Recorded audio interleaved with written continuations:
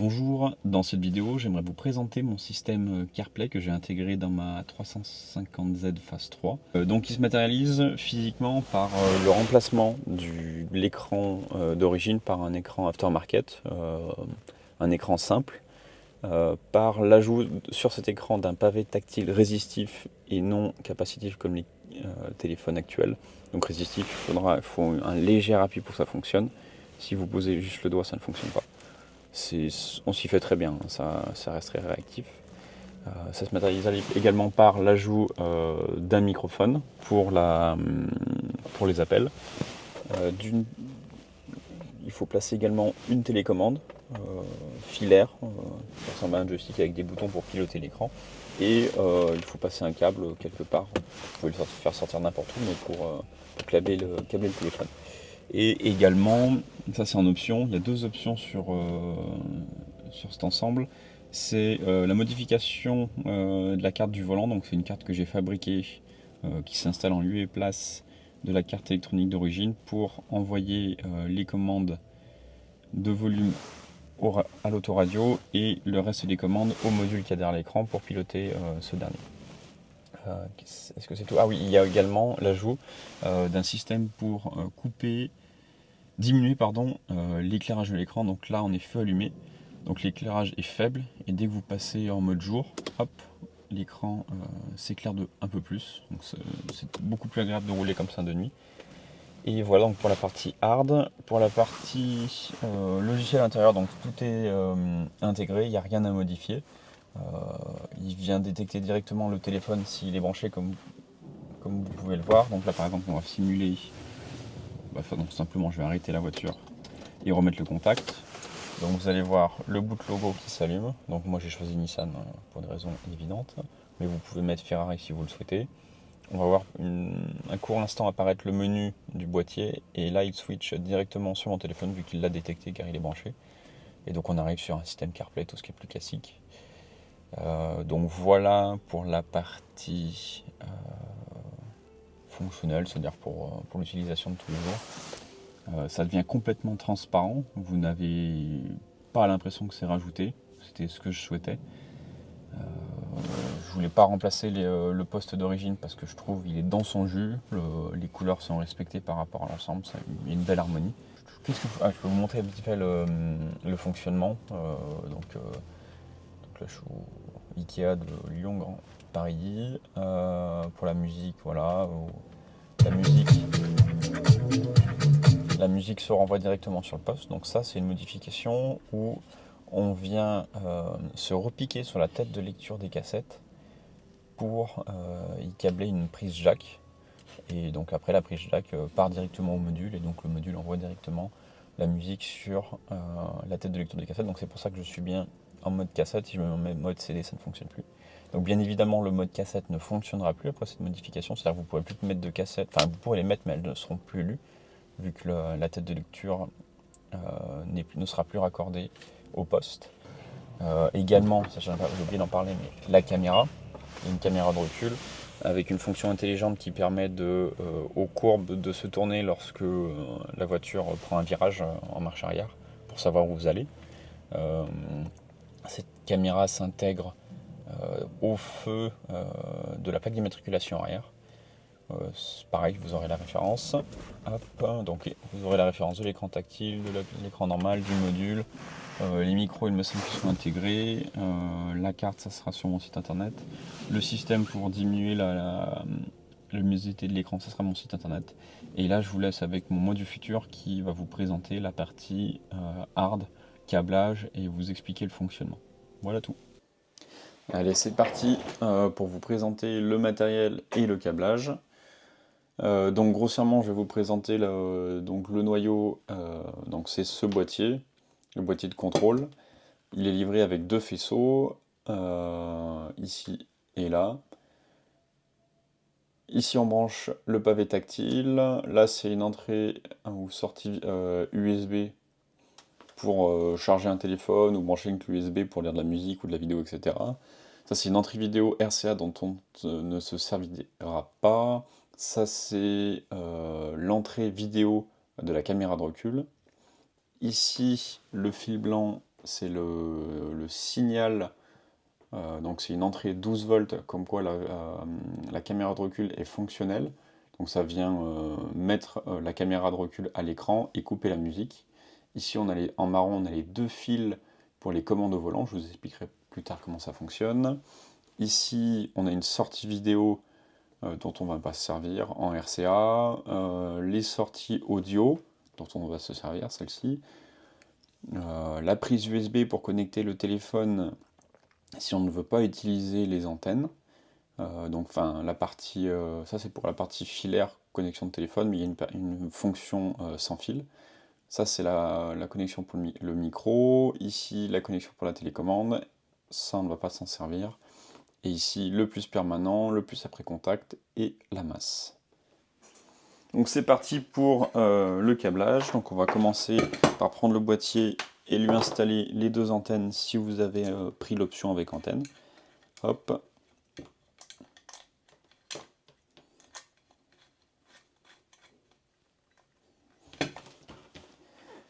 On vient brancher la grosse prise du faisceau. Hop. Tac. Donc, comme je vous ai indiqué précédemment, les sorties audio, une sortie vidéo dont on ne va pas se servir, l'entrée micro, la prise pour la télécommande et alors tac, la prise pour la connexion du téléphone en mode filaire et un autre câble pour l'alimentation, donc avec le plus batterie, le plus après contact et la masse. Alors là, je vais vous montrer où est-ce qu'on vient brancher tout ça sur la voiture. Tac. Alors voici le fichier de la voiture, donc on est en page AV23. Donc vous pouvez venir vous brancher. Donc ici on a la batterie, tac, qui vient là, donc sur le numéro 6 backup de la prise M40. La prise M40, c'est celle qui ressemble à ça, M40. Et pour le plus après contact, donc le ACC en 10, vous avez le plus après contact. Tac. Et puis pour la masse, simplement vous reprenez sur un boulon existant de la voiture. Voilà tout. Après, donc une fois que le boîtier est connecté et alimenté, on peut venir brancher la télécommande. Donc la télécommande tac. Ici, hop, rien de compliqué. Maintenant, on va voir ce qui se passe en branchant l'écran. Donc l'écran, vous le recevrez comme ça, avec un film de protection. Il est livré avec sa carte de commande. Donc on vient le brancher comme ça. Je vous présenterai plus tard mon système pour baisser la luminosité. Hop. On vient prendre le câble HDMI. Donc un câble HDMI tout petit comme ça. Je vous mettrai un lien dans la description.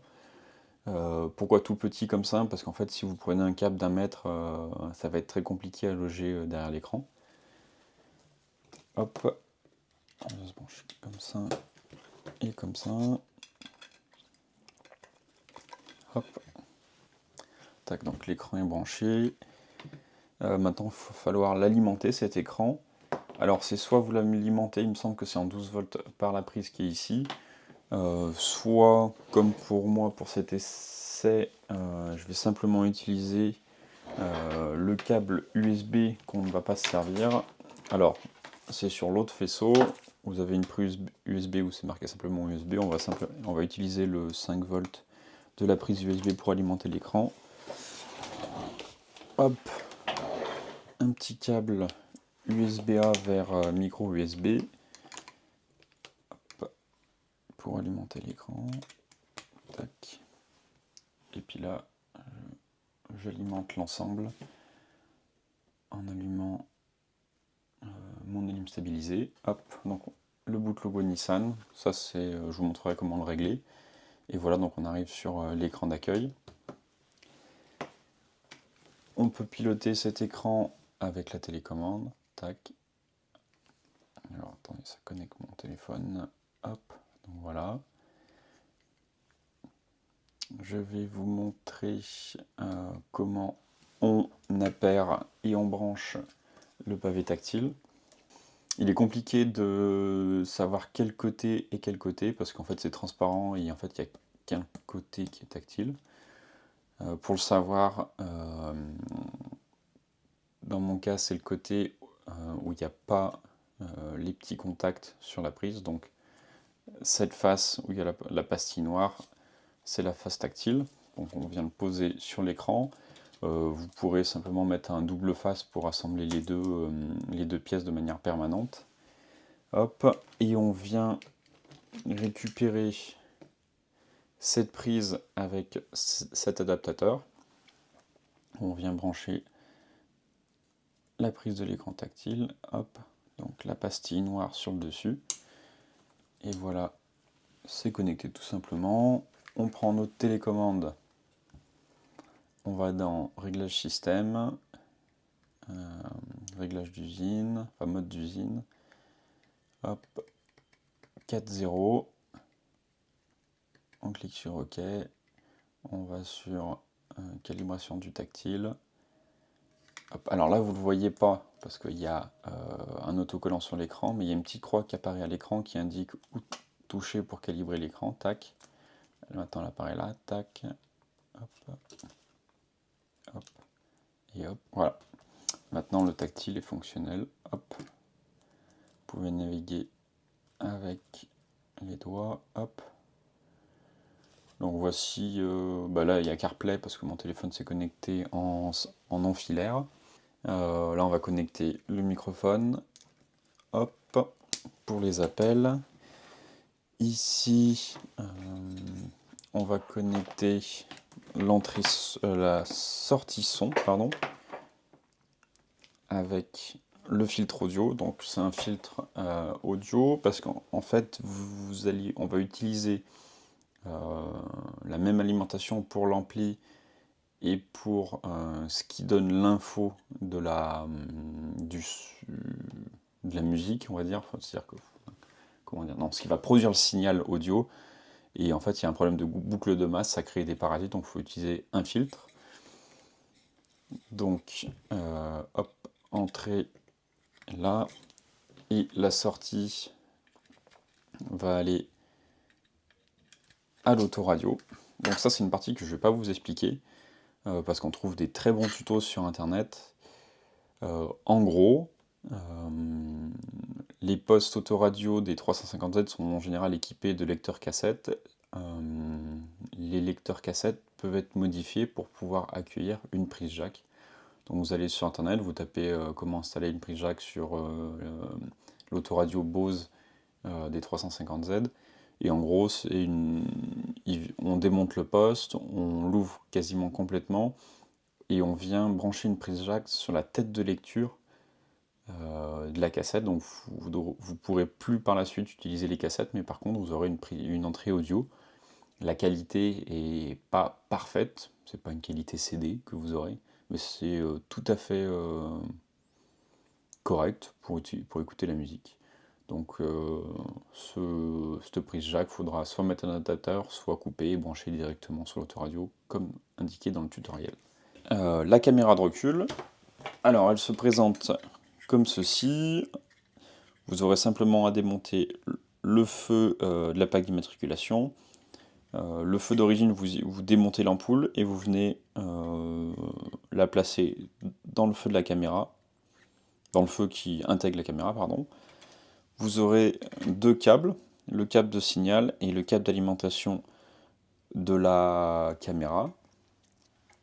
Alors avec, il est livré un câble qui fait 3-4 mètres, comme ça, une rallonge, pour transmettre le signal. Hop, donc vous allez simplement brancher ici, et de l'autre côté, sur le câble caméra in. Hop. Et vous pourrez remarquer que ce câble, cette rallonge pardon, de câble RCA, il y a également un câble supplémentaire qui lui va nous permettre de transmettre le signal, comme quoi la caméra est active. Alors hop, et il y a également cet adaptateur, donc pour alimenter la caméra, simplement plus moins, et là vous allez venir vous connecter directement sur les câbles qui alimentent l'ampoule du feu de recul. Comme ça, en fait, dès que vous mettrez la marche arrière, ça alimentera la caméra en 12 volts et elle sera allumée. Vous allez brancher en plus le câble volant de la rallonge, vous allez brancher sur le plus de l'ampoule, et l'autre partie, qui sera côté autoradio, vous la brancherez sur le câble qui détecte comme quoi la caméra de recul est allumée. Voilà, j'ai câblé l'ensemble, et là on va simuler la mise de la marche arrière. Donc je mets la marche arrière, ça alimente l'ampoule du feu de recul s'allume, ça alimente la caméra qui envoie le signal comme quoi la caméra est allumée. Tac, et on voit à l'écran que la caméra de recul s'affiche. J'enlève la marche arrière, hop, et là on retrouve sur le menu principal. Et en même temps, je crois que je vous l'ai dit, ça coupe la musique. Alors là, je vous ai présenté la configuration, on va dire, la plus simple. Quoique il y a la caméra en plus, qui n'est pas obligatoire, mais là, on va dire, la façon d'installer un écran avec CarPlay ou Android Auto dans sa voiture, la plus simple. Maintenant, on va rajouter les commandes au volant et la réduction de la luminosité de l'écran lorsque l'on met les feux. C'est pas très compliqué, mais ça rajoute encore des câbles, etc. Donc si vous n'êtes pas très à l'aise, je comprendrais que ce soit pas très intéressant pour vous. Alors ça se présente de la manière suivante. Donc dans le volant, vous avez ces commandes sur les phases 2 et 3, et ces commandes pour les phases 1. La seule différence entre les deux, c'est donc, hormis l'aspect physique, c'est que les phases 2 et 3, il y a un rétroéclairage dans l'écran. Donc j'ai dû faire deux cartes électroniques différentes. Donc ça c'est pour phase 2 et 3, parce qu'il y a un éclairage, les petites LED blanches, pardon. Et puis ça c'est la carte pour phase 1. Alors il faudra démonter l'écran. Il faudra démonter les commandes au volant et remplacer la carte côté gauche du volant, donc là où il y a les commandes musique précédente, musique suivante et le volume. Pour y installer cette carte, donc il faudra bien repérer les couleurs des câbles, donc en général elles sont marquées. Hop, alors tac, focus, tac. Voilà. Qu'elles sont marquées.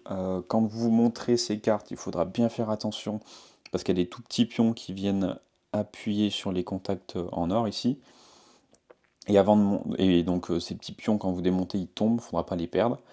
Et une fois que vous aurez soudé l'ensemble, avant de refermer tout ça, il faudra avec soit de l'alcool isopropylique, soit du dégraissant frein, nettoyer avec un petit chiffon les contacts en or. Parce qu'en fait avec la main il y a légèrement de la graisse qui se met dessus et ça rend plus difficile le contact une fois que vous aurez monté l'ensemble. Donc voilà les petites précisions à avoir. Donc maintenant on va voir comment brancher les commandes au volant côté boîtier. Donc comme je vous ai dit tout à l'heure, on a les fils clé 1 et clé 2 pour les commandes au volant. Donc ils sont ici, c'est ces fils marron. Et on va venir les brancher à l'autoradio ici. Alors, c'est un petit peu compliqué, mais bon, ça a l'air un petit peu compliqué, mais ça l'est pas vraiment. Donc là, ce schéma représente la carte d'origine de commande au volant qu'il y a dans le volant. Ici, c'est la spirale qu'il y a derrière le volant. Et après, on voit ici les fils qui vont jusqu'à l'autoradio. Donc tout se passe sur la prise M39 qui ressemble à ça, qui est derrière l'autoradio, et sur les câbles SWB et SWA. Donc simplement, il faudra brancher le câble clé 1 sur SWA et le câble clé 2 sur SWB. Une fois que ce sera fait, il faudra retourner dans les réglages. Alors là, je vous montre un peu comment ça fonctionne. Tac. Alors, on va dans les réglages. Zut. Système, SWC, apprentissage. Voilà, donc en gros, il va falloir réappairer la nouvelle carte au module de l'autoradio. Alors les cartes que j'ai fabriquées séparent, on va dire en gros, séparent la carte en deux. Donc il y a une partie qui va rester d'origine, donc ce sera la partie réglage du volume pour pouvoir encore piloter l'autoradio d'origine. Et tous les autres boutons, donc à savoir les 4, qui sont une espèce de voix, le bouton mode et suivant, musique suivante et musique précédente. Ceci, il va falloir les réappairer. Donc, vous allez simplement cliquer sur, par exemple pour musique précédente, vous cliquez là-dessus, et vous allez presser musique précédente pendant un certain moment. Vous allez voir un voltage qui va s'afficher, puis se stabiliser et la prendre. Vous allez faire après ça pour musique suivante, et vous aurez la liberté de choisir ce que vous voulez appairer à ces boutons, donc play, pause, le micro, retour à l'origine, couper la musique, raccrocher, etc. Vous faites ce que vous voulez. Ça sera rien n'est définitif, hein, vous pouvez tout annuler, tout reprendre, etc. Donc voilà pour les commandes au volant. Vous voyez, c'est pas très compliqué, il y a juste 2 fils à connecter et la carte à remplacer. Voici la carte pour diminuer la luminosité de l'écran.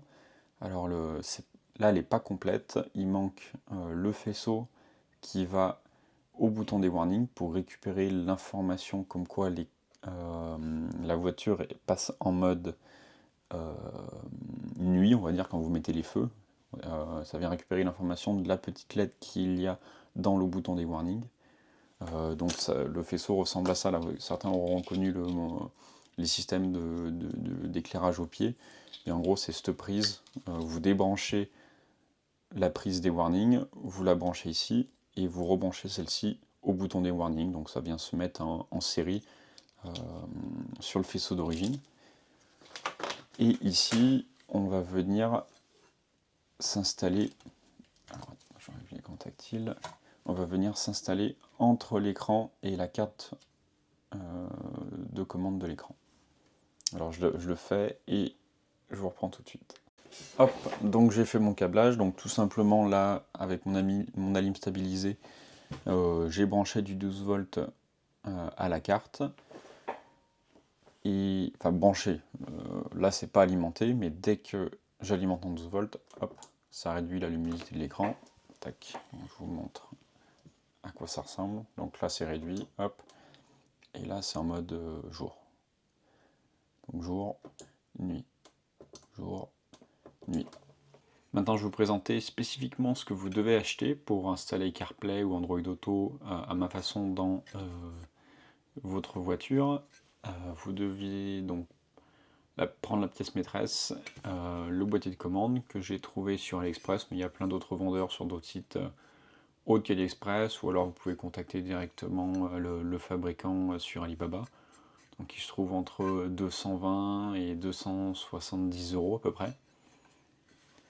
Il y a des options avec ou sans antenne, c'est-à-dire que si vous voulez connecter votre téléphone de manière filaire ou non filaire, personnellement dans ma voiture il est installé en mode uniquement filaire parce que dans tous les cas je le connecte pour qu'il charge pendant que je roule. Maintenant l'écran, donc il sera vendu avec la carte de commande, la dalle, une petite carte pour les menus de l'écran et plus une télécommande infrarouge, mais ça on s'en fiche. Je viens de voir que le revendeur le vend également directement avec un écran tactile résistif comme on a besoin, mais je ne sais pas s'il est bien ou pas. Il a l'air d'être identique à celui que j'utilise, mais bon, vous pouvez peut-être commander les deux en même temps, ou alors simplement commander l'écran tout seul avec la carte mère. Et après, pour l'écran tactile, donc j'en ai commandé un de manière séparée en 7 pouces. Je crois que j'ai pris le modèle C, vous pourrez prendre le modèle D, ou c'est à peu près pareil, c'est juste la position de la prise qui change. Après, on a le filtre pour le son. Donc, par exemple, celui-ci a l'air pas mal, mais vous pouvez prendre un petit peu celui que vous voulez sur internet. Le câble HDMI, alors c'est bien parce qu'il est tout petit, vous pourrez choisir la taille que vous voulez. Je vous conseille de prendre entre 15 et 20 cm, un peu plus long que le mien, comme ça vous pourrez positionner donc un peu plus long que ceci, comme ça vous pourrez positionner le boîtier de manière plus libre derrière l'écran. Et puis après, vous avez juste à choisir le type de connecteur, droit ou angulaire que vous voulez. La caméra, j'en ai acheté plusieurs. J'ai quelques conseils à vous donner là-dessus. Donc prendre la caméra avec le plus de LED autour. La caméra filaire et non avec, comme ici, avec le module sans fil parce que ça bug tout le temps. Et le mieux, c'est de prendre la caméra filaire du coup avec LED au stationnement. Donc spécifiquement ce modèle-là. Et pour connecter tous les câbles au faisceau existant de la voiture, je vous conseille ce type de connecteur. Alors j'utilise ça pour tout le matériel que je vends. C'est le meilleur connecteur à bits que j'ai utilisé. Ça évite d'avoir à étamer dans la voiture et la connexion électrique se fait très très bien et ça ne bouge pas. J'aimerais également vous parler d'alternatives à mon système parce que bon, c'est selon moi le meilleur parce qu'il intègre plein d'options où en fait ça le rend quasi d'origine, on va dire. Mais il y a des solutions qui sont beaucoup moins chères, comme par exemple cet écran CarPlay 7 pouces qui ne coûte que 36 euros, pardon, où on peut intégrer une caméra de recul et qui en fait la même taille que l'écran que je vous propose. Donc en fait, vous pourriez simplement le mettre à la place de l'écran d'origine. Pour 34 euros, vous avez un système CarPlay beaucoup plus facile à brancher. Bon, il faudra sûrement tirer une prise jack comme ce que je vous ai parlé tout à l'heure. Mais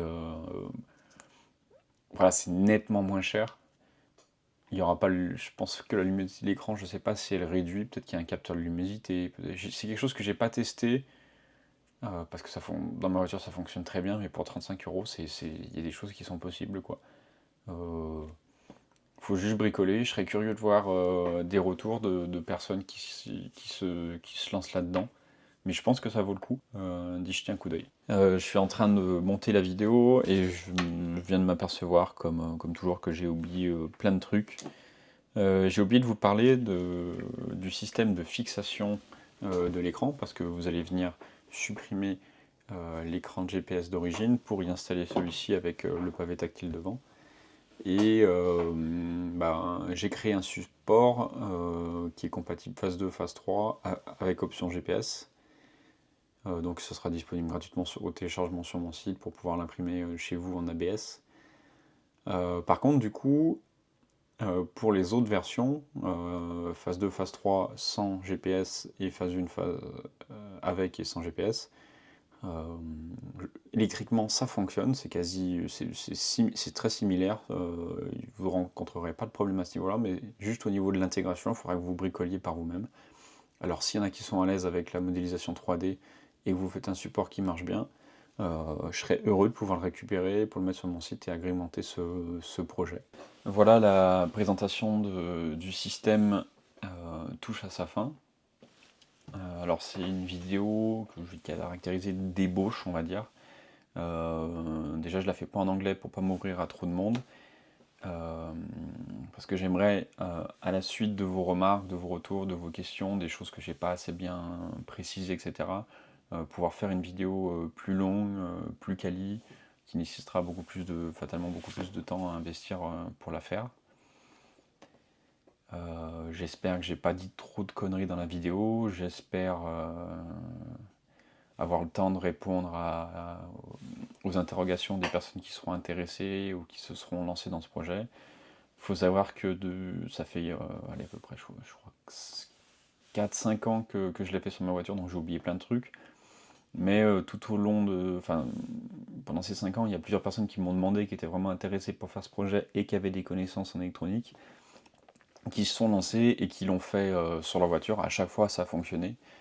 Ils ont eu quelques problèmes au niveau des écrans, la qualité des écrans qu'on trouve comme ça, on n'a pas énormément de choix, mais la qualité est assez mauvaise. Il faudra faire gaffe au niveau de la nappe pour pas casser ça.